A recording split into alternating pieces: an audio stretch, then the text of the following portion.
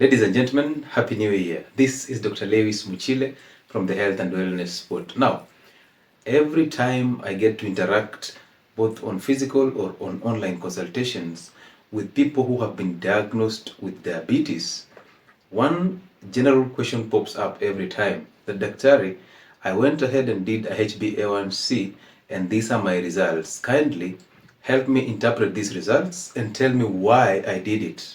So I realize there's a huge gap that most doctors don't explain this to our clients. So you simply forward them to the laboratory once they've shown you the symptoms and there's a chance they might be diabetic. You send them to the lab, they do this test, the HbA1c, and then the results are sent direct to you. Nowadays, we have electronic systems that actually transfer results from the lab to the clinicians.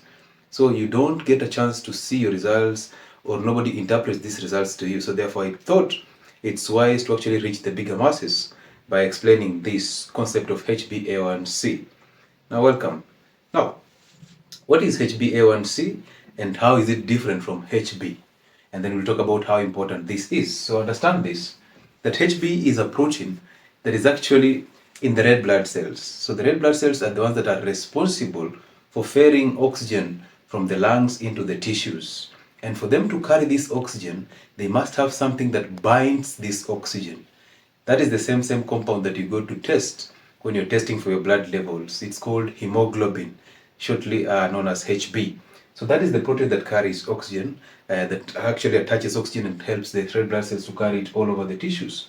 But HbA1c is the average amount of blood sugars, rather glucose, that is attached to the red blood cells. That should ring a bell. It tells you that the higher the amount of sugars in your system, the higher the HbA1c, because HbA1c is that indicator, the measure of how much sugar is attached to the red blood cells for over a period of 3 months. So the previous 3 months, if you're doing the test today, understand that those are results for the past 3 months.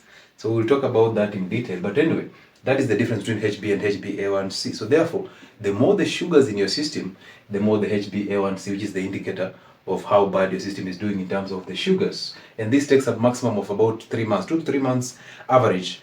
And that's how you end up getting the test. Now, what are the normal levels of HbA1c? Because anything that is in your system has a normal range, and then exceeding that becomes a danger, or below that becomes a serious danger also. So HbA1c, if you take that test and it lies below 5.7, it's actually calculated as a percentage. So if it's below 5.7%, you are safe. And why should we maintain it below 5.7? Is because if it goes beyond 5.7, you're already getting into pre-diabetes or diabetes. So it indicates that actually you are in the red zone, getting to either borderline diabetes, pre-diabetes, or actually the real diabetes.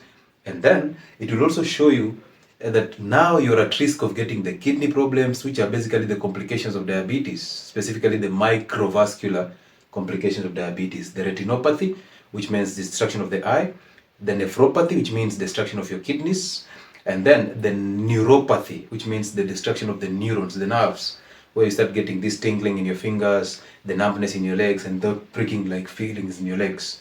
That is what we call the neuropathy. So this has to be maintained below 5.7 to actually make sure that your system functions optimally. So at 5.7 all the way to around 6.4 or 6.5 thereabout, that is what we call the pre-diabetes. Sometimes they refer to it as borderline diabetes.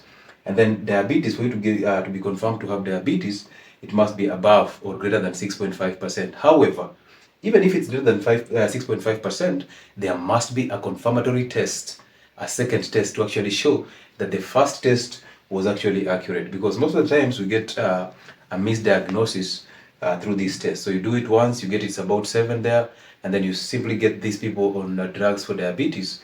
Yet we all know that drugs for diabetes are not intended to actually fix the causes of diabetes. They are intended to actually fix the symptoms as they help you cope with the disease. Therefore, it's only fair that before you initiate therapy in terms of drugs, in terms of insulin injections, you must confirm, and then after confirming, you initiate medicines temporarily as these people are trying to fix their diets and their kitchen in general, because that's where the cause is. Okay, so now this HbA1c is a very good indicator, because I've always told you that for me, if you come to me and there's a health challenge, you must do 2 tests, HbA1c, to show us how much sugar is in your system, and also a CRP test, the one that actually measures how much inflammation is in your system. However, this HbA1c carries a very big advantage because unlike any other test for diabetes, like the fasting blood sugars or the random blood sugar test, all those depend on what you're doing, the activity you've done, how much you've eaten, or the kinds of food that you've eaten. But this one, it doesn't matter. For example, you simply walk into a lab and do a HbA1c without having to care about the fasting. So you not need to fast for you to do this test. You also not need the fluctuations. You not consider the fluctuations in blood sugars every single day, which basically tells you that even if you took a meal that is rich in carbohydrates in the morning, and then your blood sugars are shooting up, that fluctuation of that day will not affect the readings of HbA1c. It will still be the same because it's actually measuring a range of 3 months. Also, it's advantageous because you have a long-term control of blood sugar. So you'll actually see a bigger picture in 3 months or so, unlike the random blood glucose test that shows you just the immediate. So if you eat a cake now, and then you take about an hour or two and go to the lab and take a random blood sugar test, of course, that can send you into a lot of worries and fears. But this one, it will show you the real image of what you're going through. So this one is actually carrying several advantages in concerning to this, the fasting and the type of sugars, the type of food that you're eating actually. And then, this one also carries a lot of disadvantages, as we all know, that anything that has advantages can actually come out with also the disadvantages. So how relevant is this? And this is a question to you. You might put it in the comment section. How do you think this test is relevant to people who have maybe sickle cell anemia, people who are pregnant, people who have just general anemia, even iron deficiency anemia, and people who have done a recent blood transfusion? Do you think it will be very relevant?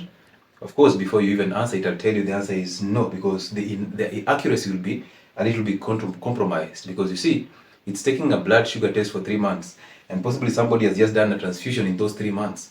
That tells you there'll be an alteration in the results. Also, if you're anemic, which basically means your HB is low, that can actually show us irregular results. And even if for those people who have sickle cell anemia or sickle cell disease, the results are actually compromised. But generally, this HbA1c is one test that will actually show you how you're doing in terms of blood glucose levels. And therefore, if you're above 5.7, you start realizing now it's time for me to actually get serious and change my kitchen for the better. However, do not wait until you do HbA1c to start thinking of changing your kitchen. It's a new year.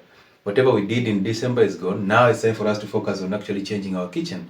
And as I always tell you, carbohydrates are totally non-essential in our diets because they don't have any deficiency condition. And that's the reason why you should make them very minimal, and please concentrate on the complex carbohydrates rather than the simple carbohydrates. If you've already been diagnosed with diabetes, that tells you carbohydrates are should never be in your plate, because again, you can't feed the disease and expect drugs to come in to actually change your situation in terms of diabetes. So I thought it's wise for me to share this information about HbA1c, and whatever you choose to do with this information, let it be of good importance to you.